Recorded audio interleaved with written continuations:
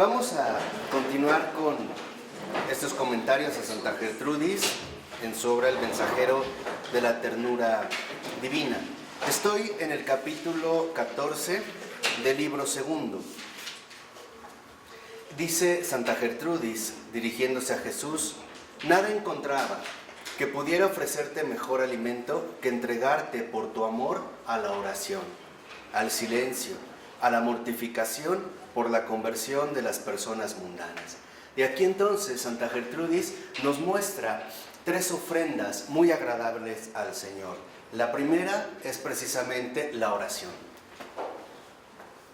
La oración en este sentido es el buscar siempre la presencia de Dios en todas las cosas, ¿no? Mantenerse alerta, mantenerse en un estrecho contacto con el Señor, mantenerse a la oración. Segunda, ¿no? Que la oración, bueno, en este sentido de la oración, que la oración sea una entrega y no un mero pasatiempo. La oración no puede ser una cuestión de tiempo, sino que es una cuestión de entrega. O sea, la oración que realmente se muestre como una entrega. El estar siempre abierto, atento, alerta a lo que el Señor va solicitando, a lo que el Señor va manifestando, ya sea interiormente, ya sea exteriormente. Ya sea trabajando en algún aspecto de mi alma, ya sea atendiendo los signos que el Señor me puede manifestar en mi vida ordinaria. Segunda, el silencio. Esto es bien importante. El silencio, ¿por qué? El silencio no involucra una ausencia de sonido, sino más bien una disponibilidad espiritual. Ese es el silencio. Que el silencio precisamente aparezca como una disponibilidad espiritual. Y para alcanzar esta disponibilidad espiritual, nosotros necesitamos eliminar tres cosas. Primero, los pensamientos inútiles. Para poder conservar este silencio, o sea, esta disponibilidad espiritual, estar atento, ¿no?, a lo que se me va pidiendo, necesito eliminar los pensamientos inútiles, los pensamientos que no tienen fundamentos. Segunda, las vanas preocupaciones. O sea, el no perturbar mi espíritu, el no dejar que mi alma se altere por preocupaciones inútiles. Y la tercera y más importante, el no dejarme arrastrar por las palabras vanas. O sea, el no ser mezcla de una verborrea estéril. O sea, no participar de la esterilidad de las palabras, sino más bien también conservar el corazón en su máxima pureza. No estarme desgastando en palabras inútiles. Por ejemplo, ofensas. Por ejemplo, críticas, habladurías, reproches, juramentos en falso, etcétera, etcétera, etcétera. Todo esto es muy importante precisamente para el silencio. Y por último dice Gertrudis, mortificación. Pero la mortificación que no es una especie de ostentación heroica, o sea, no maltratarme, eso es lo que quiero decir, que la mortificación no se convierta en un maltrato personal.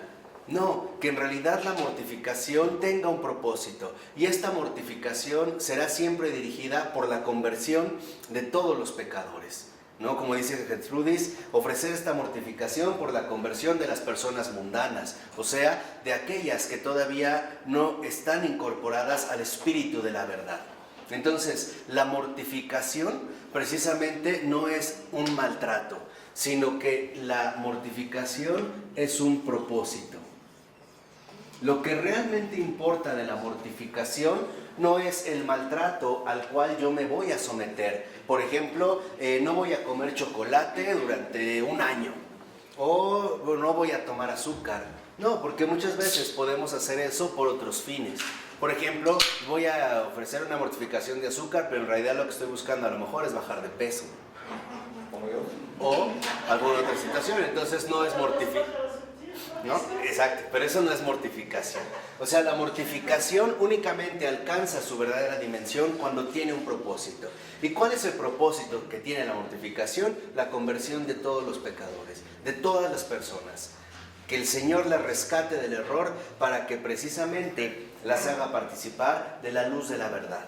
Ahora, si ya tenemos claro el propósito, ahora sí, lo que hagamos concretamente como ejercicio de mortificación es un medio, no un fin. ¿De acuerdo? De tal manera que entonces la mortificación no tiene por qué ser necesariamente extraordinaria. Puede ser mínima, pero lo que le da su grandeza es el propósito. O sea, lo que realmente engrandece la mortificación es el propósito que tenemos por la conversión de todos los hombres. Todos, sin excepción. Y ahora sí, no importa que a lo mejor yo ofrezca grandes mortificaciones o mortificaciones muy mínimas. Porque lo que le da el peso, lo que le da valía a la mortificación es mi propósito central. La ofrezco al Señor por la conversión de todos los hombres. De tal manera que a veces mi mortificación puede ser tan simple y sencilla como desviar la mirada de algo que a lo mejor me resulta perturbador o agradable.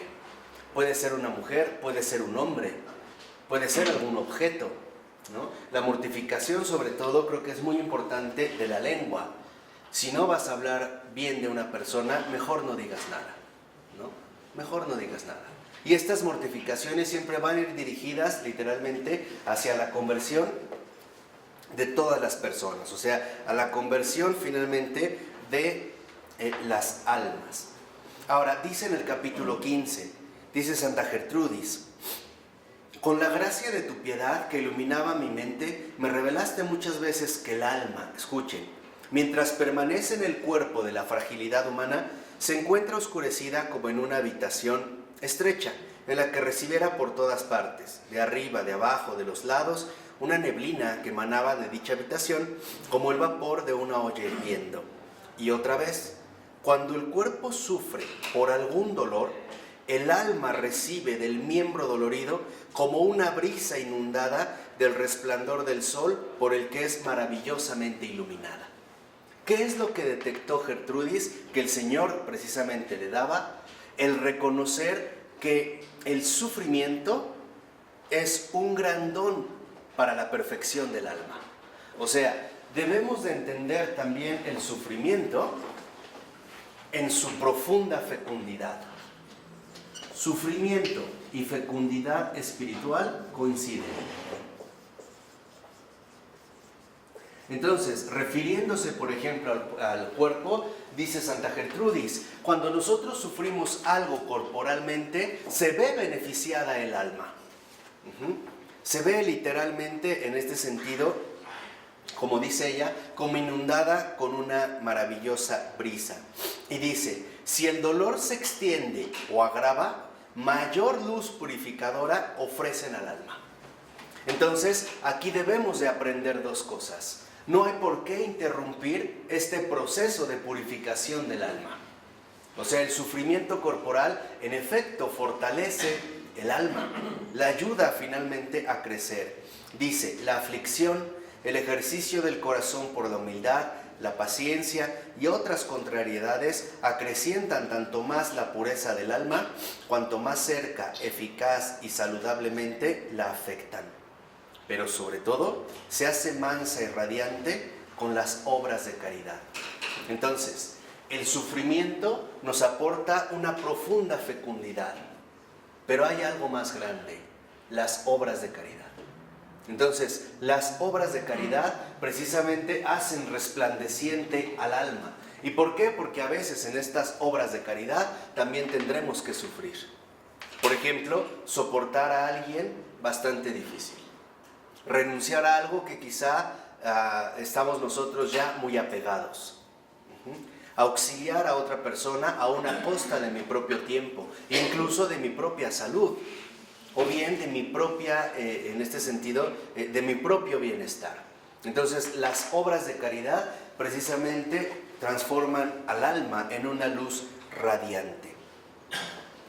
Por eso insiste Santa Gertrudis, que es muy importante que nosotros vigilemos nuestros sentidos corporales y trabajemos en obras de caridad para salvación del prójimo. O sea, que nosotros siempre logremos conjuntar para que se dé esta adecuada fecundidad, sufrimiento con caridad. Esa es la fecundidad real, la fecundidad finalmente divina, que el sufrimiento siempre va acompañado de la caridad. De tal manera que entonces todos los padecimientos que yo tenga, también los voy a ofrecer para salvación del prójimo. Y a veces incluso estos sufrimientos se van a transformar en concretas obras de caridad. Entonces, por eso Santa Gertrudis nos pone muy alerta siempre de que no seamos negligentes en rechazar los pensamientos inútiles. ¿Por qué? Porque de fondo los pensamientos inútiles nos pueden desviar de llevar a cabo una obra de caridad. Por ejemplo, ante una acción concreta, si una persona me solicita ayuda, un pensamiento inútil, y esa va a ser nuestra negligencia, puede ser que trabaje. ¿Yo por qué? Él está en la calle porque quiere. Eso no me corresponde a mí. Y finalmente, a lo que nos va a conllevar estos pensamientos inútiles es a privarnos de ejercer esta obra de caridad. Y entonces, estar muy atentos con la negligencia. A nosotros no nos toca juzgar, solo nos toca servir. Eso es todo. Por algo se nos están dando las ocasiones. No se nos invitó a que emitiéramos un juicio, se nos invitó a ejercer la caridad. Entonces, que la caridad sea un ejercicio continuo.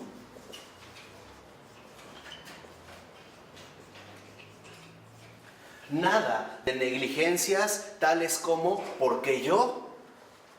Que lo haga otro. Para eso tiene familia, o para eso hay otro lugar. No.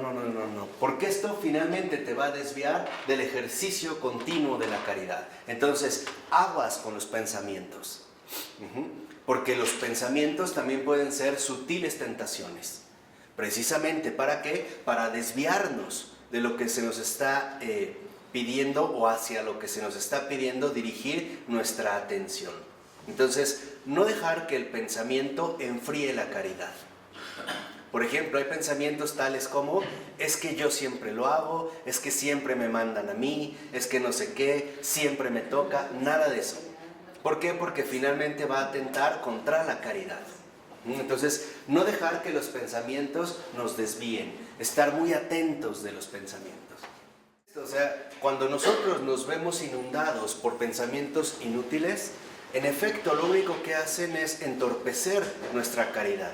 Y estos pensamientos pueden adquirir una fuerza enorme, ¿Por qué? Porque en efecto pudieran sugerirnos razones válidas para no ejercer la caridad. O sea, vendría este convencimiento lógico, según el entendimiento humano, pero no según la providencia divina. El entendimiento espiritualizado. O sea, el entendimiento finalmente inundado de la gracia. Finalmente el entendimiento que ya no hace las cosas según sus propios pareceres, sino según las locuras del amor divino, ¿no? Así, porque en realidad ser cristiano es una locura, no lo vamos a negar, ¿no? Vean al más loco de los locos, ¿no? Ahí tenemos a Cristo en todo lo que hace, en todo lo que realiza. El hecho de, me acuerdo cuando San Gerardo Mayela en una ocasión estaba delante del Santísimo, ¿no? San Gerardo Mayela jugaba con Jesús desde niño, fue como su compañero de juegos. Y en una ocasión estaba San Gerardo Mayela delante del sagrario y estaba en oración adorando. Y se le aparece Jesús recargado en el sagrario, ¿no? Entonces San Gerardo Mayela abre los ojos y lo ve y le dice a Jesús: Gerardo, ¿qué haces? Y le dice Gerardo: estoy adorándote, Señor. Y le dice Jesús: pero ya llevas mucho tiempo, ¿no? Como que estás medio loco. Y Gerardo Mayela sonríe y le dice: no, Señor, el que está loco eres tú.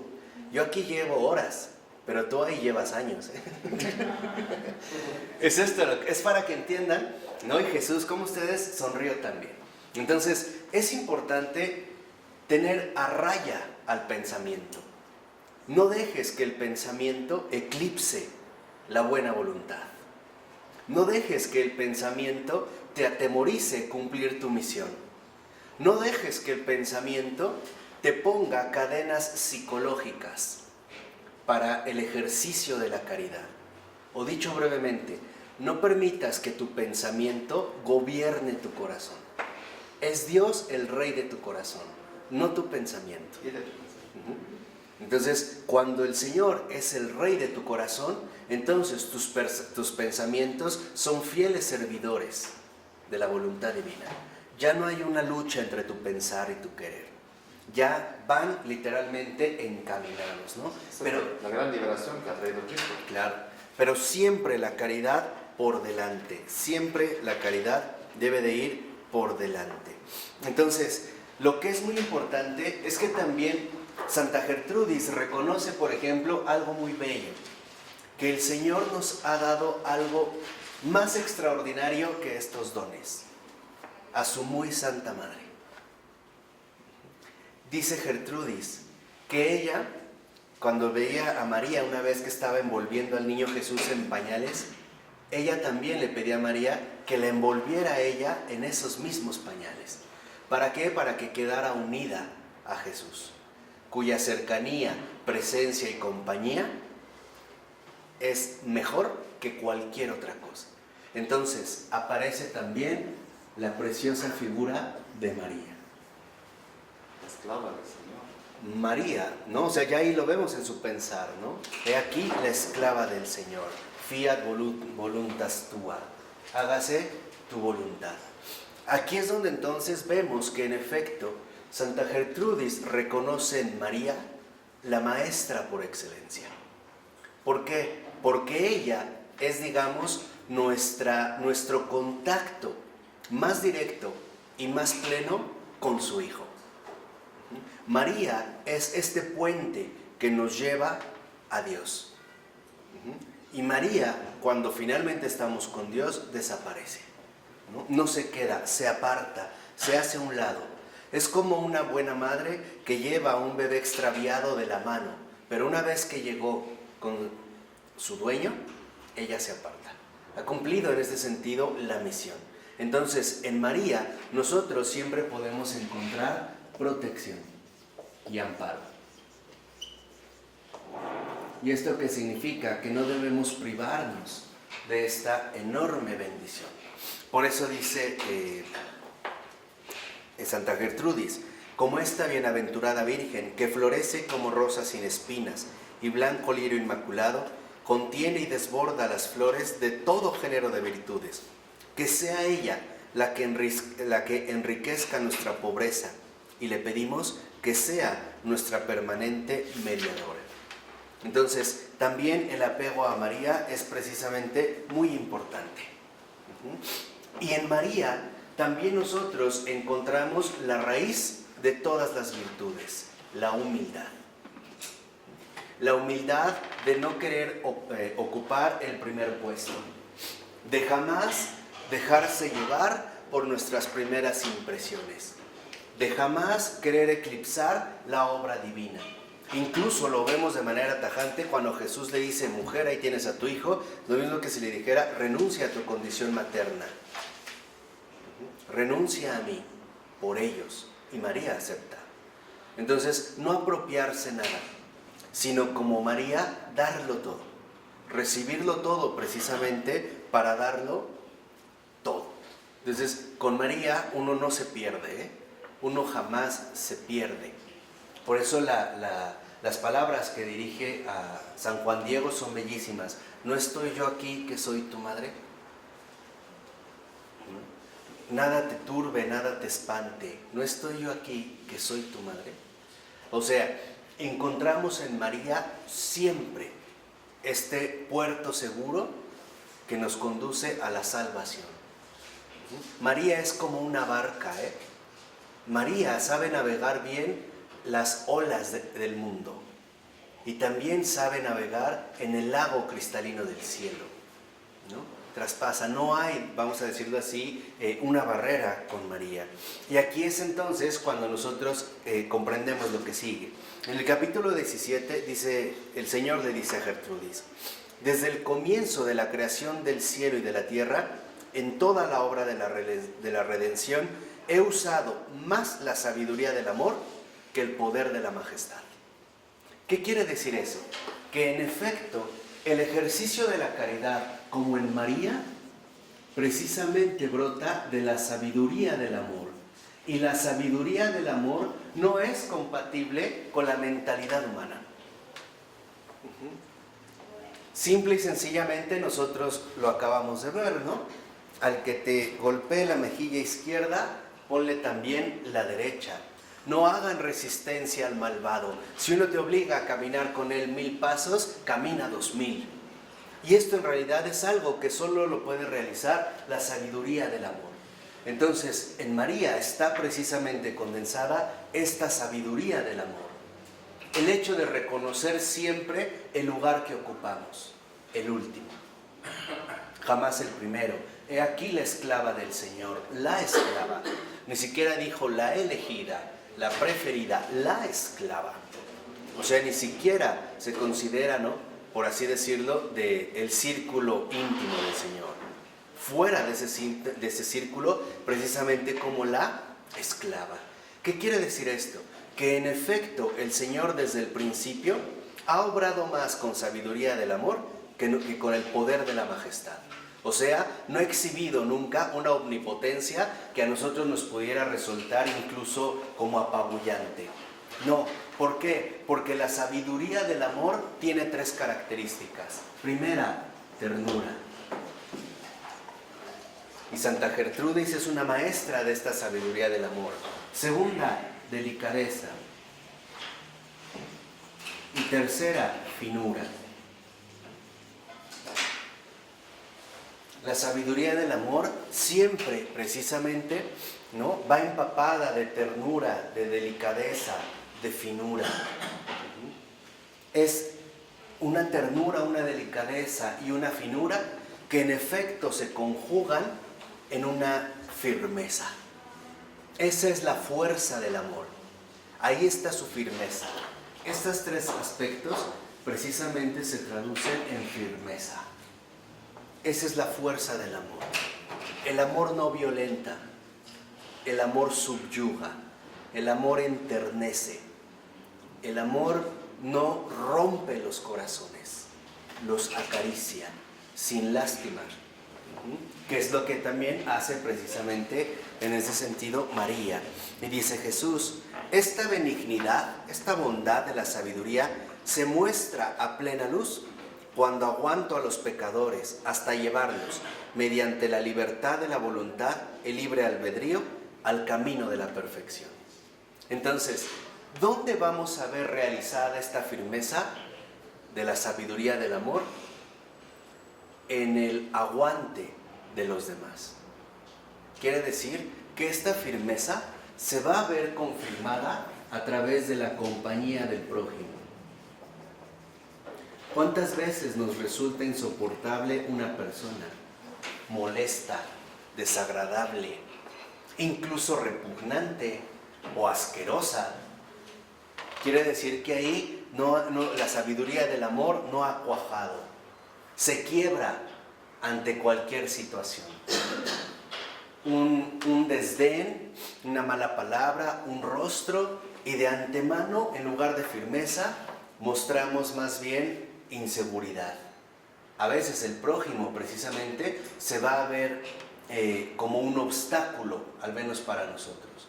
¿Pero por qué? Porque no estamos viviendo la sabiduría del amor. María acepta a todos como sus hijos, desde el mejor hasta el peor, sin distinciones. A nadie le niega su compañía. Quiere decir que en este caso María vive como Dios vive, aceptándolo todo y sobre todo amando a todos, sin distinciones, sin excepciones. Ahí es precisamente donde la sabiduría del amor se manifiesta, se hace presente. Ya San Juan también lo había dicho muy claramente, ¿no? El que dice amar a Dios pero odia a su prójimo, miente. Entonces no nos dejemos llevar muchas veces por estas mentiras. Dice a continuación también Santa Gertrudis, nunca dominé, reconoce que nunca dominó el más mínimo defecto como debía hacerlo. O sea, reconoce también su propia debilidad y su propia carencia. Nunca, dice Santa Gertrudis, nunca dominé el más mínimo defecto como debía hacerlo. ¿Qué quiere decir? Que se reconoce como lo que es: miseria, pecadora, ¿no? Lo decía también el Salmo: Dios sabe bien qué somos, conoce bien de qué estamos hechos, sabe bien que solo somos polvo. Entonces, con esta humildad, dice también Santa Gertrudis, que merezca al menos participar en la victoria de los demás. Y esto es algo extraordinario. Si nosotros de repente nos llegáramos a sentir desanimados por nuestra imperfección, por nuestra falta de confianza, entonces aceptemos participar de la victoria de los demás. O sea, alegrarnos con los santos, los que sí lo han logrado. Y ser tan humildes para reconocer que si yo no he sido capaz precisamente de alcanzarlo, al menos alguien más sí lo ha hecho. ¿De acuerdo?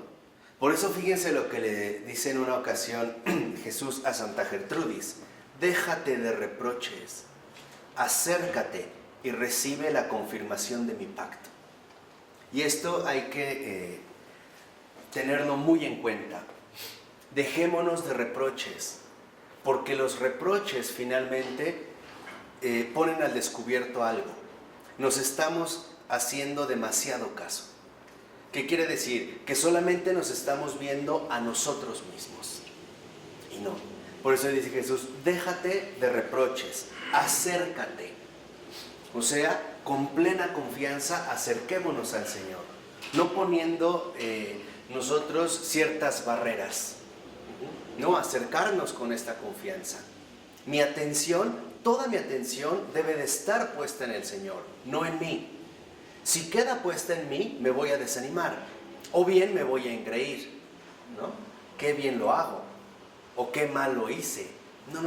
No se trata de detenerse a este nivel, sino que toda mi concentración se dirija al Señor. Y dice: y recibe la confirmación de mi pacto. ¿Dónde podemos ver la confirmación de su pacto? En el hecho de haber sido creados. Esa es la confirmación de su pacto, que Él sí confía en nosotros. Aunque nosotros creamos a veces que seremos incapaces de realizarlo, o que puede contar con 1000 instrumentos mejores, y de hecho es cierto, y los tiene, pero acercarse con confianza y confirmar su pacto. El hecho de haber sido creados quiere decir que el Señor nos ha creado y nos ha dado también múltiples dones y múltiples gracias. Por eso debemos de estar también muy al pendiente, como le decía Jesús a Santa Gertrudis, en no desanimarnos si de repente sintiéramos que los dones que hemos recibido no tienen efecto. Como por ejemplo, si tu don fue hablar, pues que de repente pareciera que no te hacen caso, o que tus palabras son vanas. ¿Por qué? Porque como le dice Jesús a Santa Gertrudis, mira, y es lo que nos dice a nosotros: te prometo guardar íntegramente los dones que te he concedido, hasta tal punto que si por algún tiempo te privara de su efecto por designios de mi providencia, me obligo a devolvértelos después triplicados en nombre de la omnipotencia, la sabiduría y la benignidad de la Santa Trinidad, en cuyo seno yo, verdadero Dios, vivo y reino por los siglos de los siglos.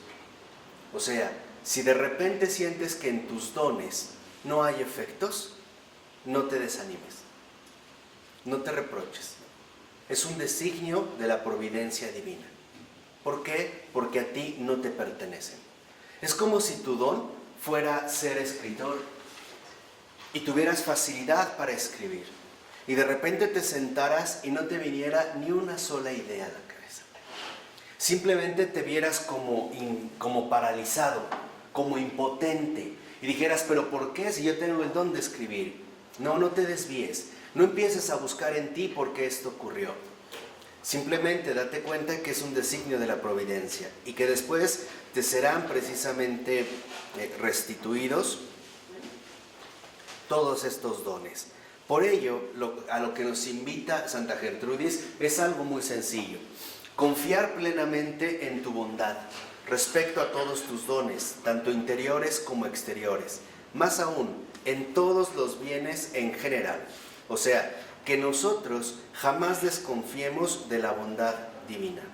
En ningún momento y bajo ninguna circunstancia, ¿no? No dejarnos literalmente llevar por estas ciertas adversidades o por estos paréntesis que se pudieran poner precisamente en el desarrollo de los dones recibidos. Y dice, ya empezamos el libro 3 y aquí son testimonios que han dado a veces a través de las pláticas con Santa Gertrudis. Ya no es como el libro 2 escrito por ella misma. Dice en una ocasión que una persona conoció que pronto sufriría una adversidad para aumentar sus méritos. O sea, Jesús le hace ver a Gertrudis que va a sufrir, que va a atravesar una determinada adversidad. Pero esta adversidad tiene como propósito aumentar los méritos. Y entonces, ¿qué pasó con Santa Gertrudis? Comenzó a preocuparse. Ahí es lo que yo les decía.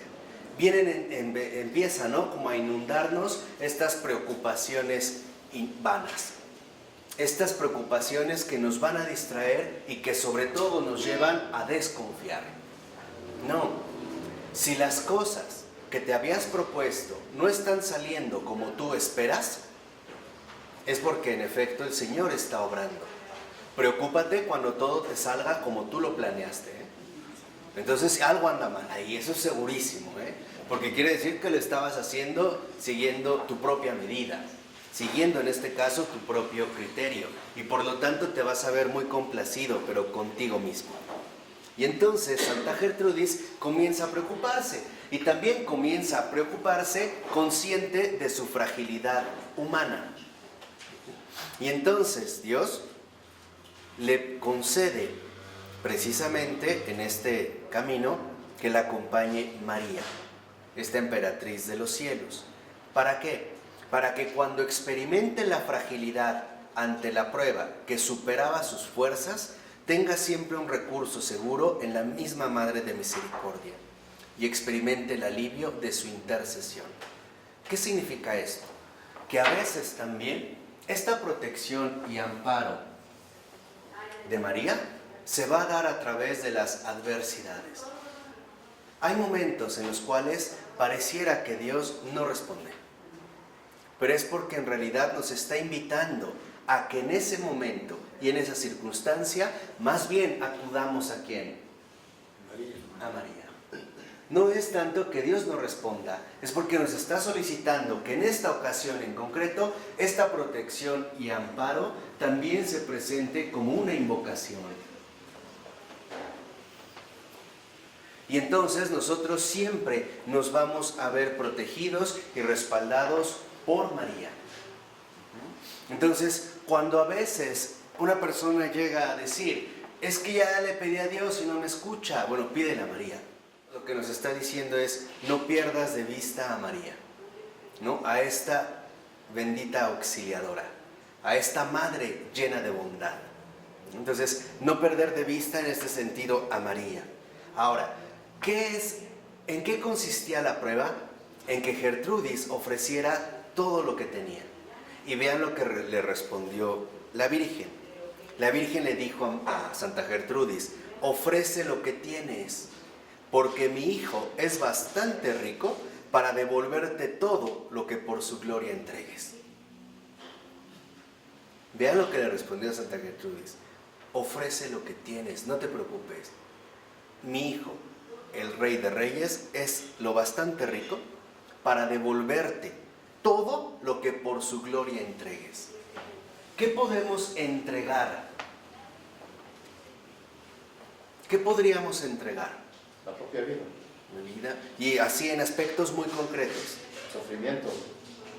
¿Qué podríamos entregar por la gloria de Jesús? Por ejemplo, o sea, mi salud, mi juventud, mi descanso, mi dinero, mi tiempo. Lo que hemos dado. Todo. O sea, por eso aquí a lo que nos invita precisamente María en la compañía del prójimo es lo que le dijo a Santa Gertrudis: ofrece lo que tienes.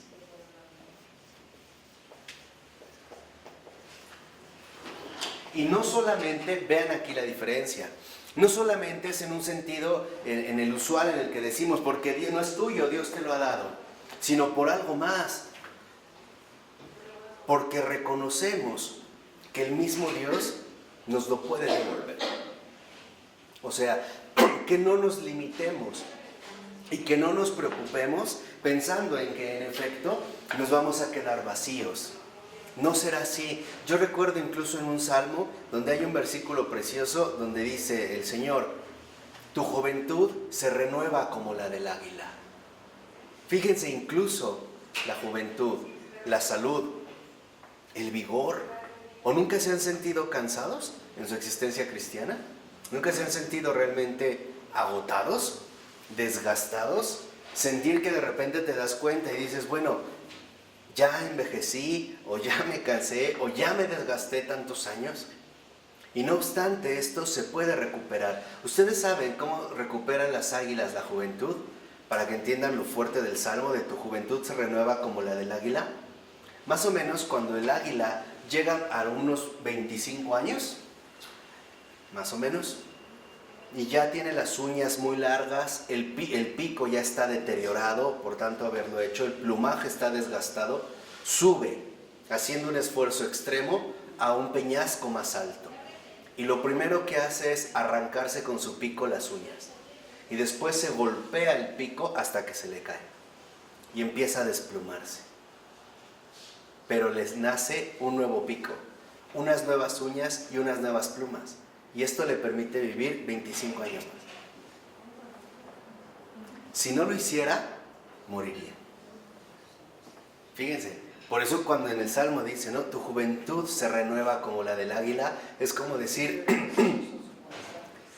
no te preocupes si consideras que has gastado años, vida, salud, tiempo, esfuerzo, dinero, inteligencia, tus manos, tus pies.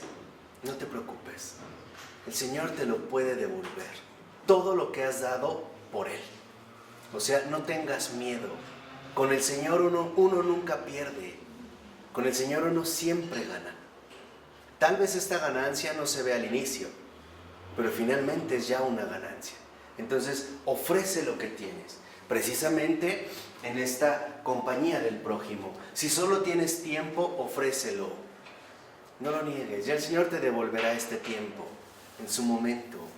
Si solo tienes palabras, pues ofrécelas. El Señor te devolverá estas palabras, precisamente mucho más fecundas. Y aquí vemos algunos gestos muy bellos que van relatando en este libro tercero, que a mí me parece muy bello.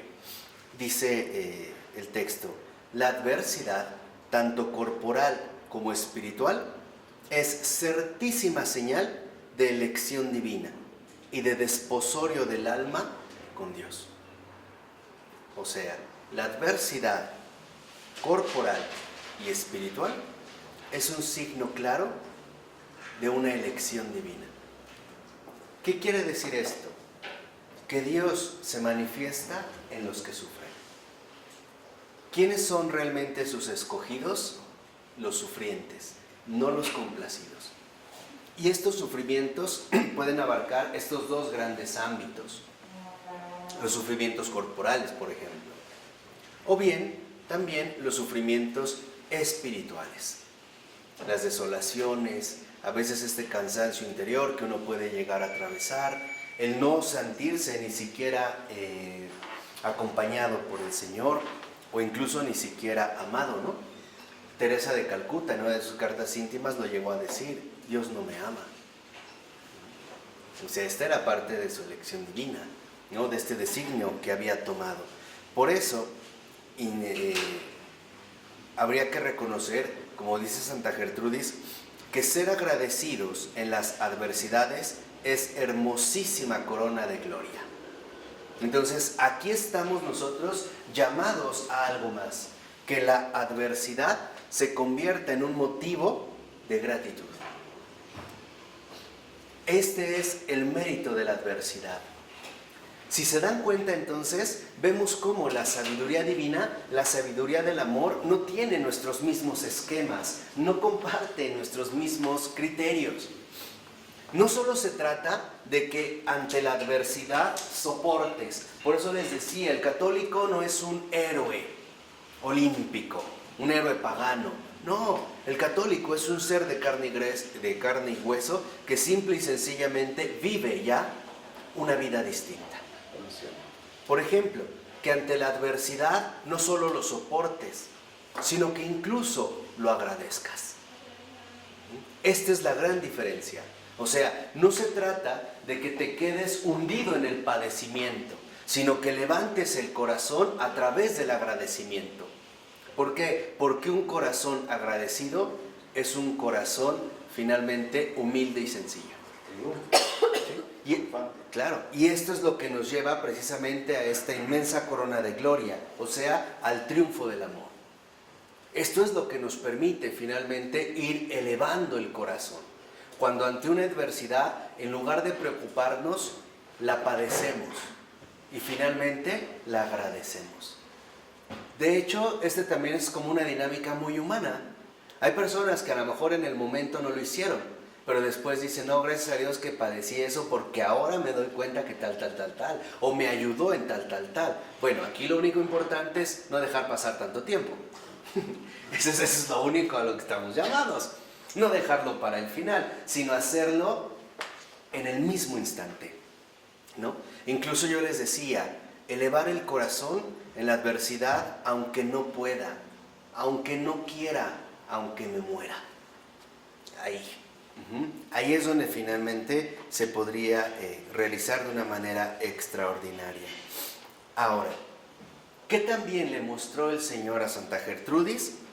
Que la contrariedad por la privación de alegría que se experimenta en el sufrimiento contribuye a aumentar la gloria. O sea, de fondo también, ¿qué es lo que debemos entender? Que en el sufrimiento el Señor nos da una oportunidad mayor, incluso agradecer la ausencia de alegría. También darnos cuenta que la ausencia de alegría es un designio providencial.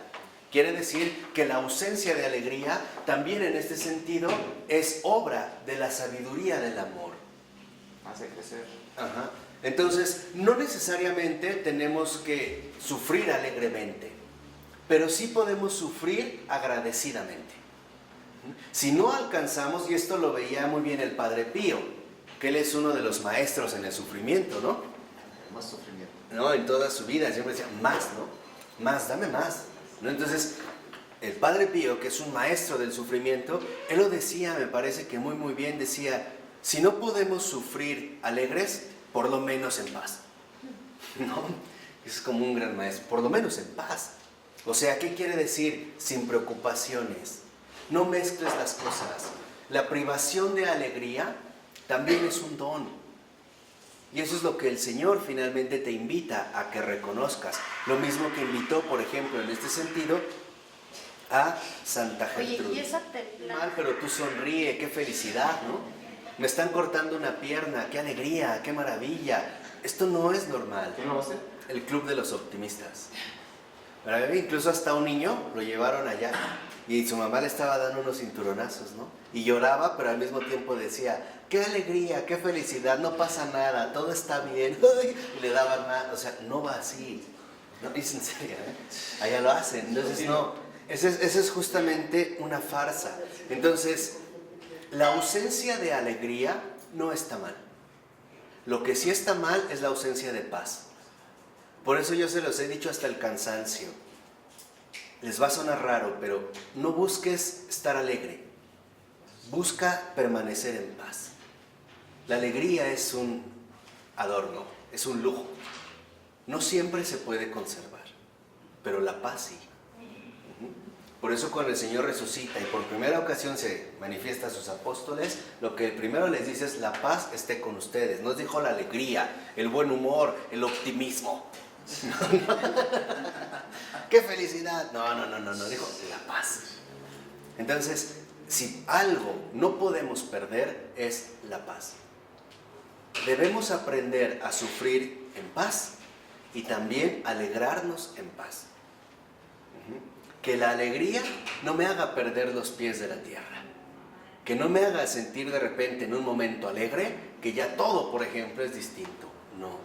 No dejarme llevar o desviar por estas situaciones. Aún así sea precisamente la alegría. Y es esta alegría cristiana. Es esta alegría cristiana que brota de esta paz, de una sonrisa. Por eso, si lo ven, es curioso cómo la sonrisa es la manifestación más clara de un alma en paz, no las carcajadas. A veces la carcajada o la risa estruendosa hasta suena como diabólica, ¿no? Como rara, como que muchas veces oye. Entonces empezamos a reír fuerte. No, es lo mismo raro. No. La sonrisa. ¿Por qué? Porque la sonrisa expresa una oración. A ver, la sonrisa en el rostro del cristiano es una oración. El cristiano que sonríe le está diciendo a Dios: en ti confío. No necesita forzarse como las hostes, ¿no? Adelante, ¿gusta probar el jamón serrano? No, gracias. ¿Gusta probar el jamón? No es esa sonrisa. Es la sonrisa que brota del corazón. Por eso la sonrisa también puede ser una oración continua. Es un decirle: Jesús, en ti confío. Mira, me siento mal, pero en ti confío. Mira, no puedo, pero en ti confío. No quiero, pero en ti confío. Me muero, pero en ti confío. Y es esa sonrisa serena. Esa es la sonrisa de Jesús. Esa es justamente la sonrisa de Jesús. Por eso le dio a entender el Señor a Santa Gertrudis, fíjense qué hermoso, que cuanto más una persona es abandonada por los hombres, más es contemplado por la divina misericordia. ¿Qué quiere decir? Mientras más un hombre no cuenta con la ayuda humana, es porque tiene la preferencia divina. Por eso lo vimos desde el Antiguo Testamento. El Señor habla ante todo de los huérfanos y de las viudas. ¿Por qué? Porque son los más desamparados. Entonces, ¿qué quiere decir? Que en efecto, cuando nosotros nos sintamos más abandonados por los hombres, es justo el momento en el que Dios quiere toda su predilección hacia nosotros. Es tanto como decir: no quiero que te ayude nadie. Quiero que veas que el que te ayuda soy ¿qué? Yo.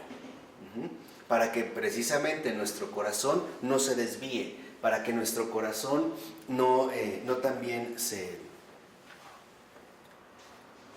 confunda. Y vean qué hermosa imagen le muestra Jesús. Al caer el día, ya al atardecer, estaba Gertrudis afligida por la violencia del dolor. Quiere decir que sí le dolía, ¿no? Sí le dolía. Y se esforzaba por alcanzar del Señor que le aliviara. O sea, Gertrudis realmente se sentía mal y se estaba esforzando porque Jesús la aliviara. O sea, porque le quitara ese ¿qué? Ese dolor, ese sufrimiento. Y entonces el Señor se le presenta, levanta sus brazos y le muestra en su pecho, a manera de adorno, el sufrimiento que ella había soportado durante el día. ¿Qué quiere decir? Que Jesús adorna su pecho con los sufrimientos de las almas. Esos son sus adornos. Y dice, y vean lo que le dice Jesús: lo que sufras en adelante aumentará el brillo de este adorno. Entonces, ¿qué es lo que ocurre? Que a veces el Señor nos puede dar un sufrimiento. Y es que Él se ha colocado una perla o una joya en su pecho. Si yo le pido que me lo quite, en realidad lo que también estoy haciendo es estoy pidiéndole que se quite Él esa joya. Que no quiero adornarlo, que no quiero colaborar con Él. Y después, para sacarle brillo, para hacerla más brillante, va a depender de un soportar. Otra vez, soportar en paciencia. Esto es lo que la va a pulir, lo que la va a hacer finalmente resplandeciente, como el Padre Pío. En una ocasión, también ya anciano, iba caminando el Padre Pío así, ¿no? Entonces pasa un compañero del religioso y le pega en la espalda y le dice, ya padre, camine bien. Y el Padre Pío voltea, sonríe y le dice, ¿sí duelen? ¿Qué crees que son adornos o qué? Sí duelen. ¿Cuánto tiempo lo soportó el Padre Pío? 50 años. 50. Justo al cumplir 50 años, ¡pum!, se quitaron. Entonces, no solo es pedir de inmediato que nos quite el sufrimiento, sino que nos ayude a obtener el premio, que nos ayude a obtener precisamente esta gloria a la que nos está invitando, ¿no?, a compartir. Por eso dice el texto que el sufrimiento siguiente fue de peste, más dolorosa por la privación de la alegría que por la servidad del dolor. Aquí entonces encontramos un sufrimiento bastante serio. La privación de la alegría. ¿Qué quiere decir? Que no solo el dolor corporal es el único válido. También está el dolor espiritual. Y este dolor espiritual, sumamente punzante, es, por ejemplo, la ausencia de alegría. El no compartir esta alegría, por ejemplo, de muchas almas. ¿Se acuerdan una vez una lectura que les envié, que era el Dios de los tristes y los desdichados? Es este el don. Porque hoy también nosotros a veces queremos convertir el cristianismo en un club de optimismo, ¿no? De que siempre tienes que estar alegre, pase lo que pase. Pero en realidad esto no es así. Esto incluso nos puede desviar. Si alguno de nosotros recibiera la noticia de que a sus padres los acaban de asesinar y descuartizar, creo que no estaríamos radiantes de alegría. ¿Por qué? Porque estamos en el mundo. Pero sí podríamos asumirlos, por lo menos esa situación la podríamos asumir precisamente con paz. Y aquí es donde nosotros vemos en último término todo. La oración como entrega, el silencio como disponibilidad espiritual, la mortificación en tanto se dirige a un propósito, la conversión de todos los hombres, el sufrimiento cuya fecundidad es su íntima vinculación con la caridad en tanto ejercicio continuo y cuya figura extrema de sabiduría del amor está dada en María, que es ternura, delicadeza y finura. De ahí se obtiene su firmeza y esta se manifiesta en la compañía del prójimo, ofreciendo lo que tenemos sin ningún tipo de temor por la protección y amparo que obtenemos de esta bendita Señora. Y la invocación que podemos realizar nos lleva en último término a reconocer una sola cosa: sufrir finalmente no lleva al término al dolor, sino que el sufrir tiene como verdadera meta la gratitud. Entonces ya rompamos este esquema usual de vincular sufrimiento con dolor y empecemos a esforzarnos con la ayuda de Santa Gertrudis que el dolor, el sufrimiento desemboque en la gratitud y por lo tanto en la grandeza de corazón. ¿De acuerdo? Bueno, pues que así sea. En nombre del Padre, del Hijo y del Espíritu Santo. Amén. Buenas noches.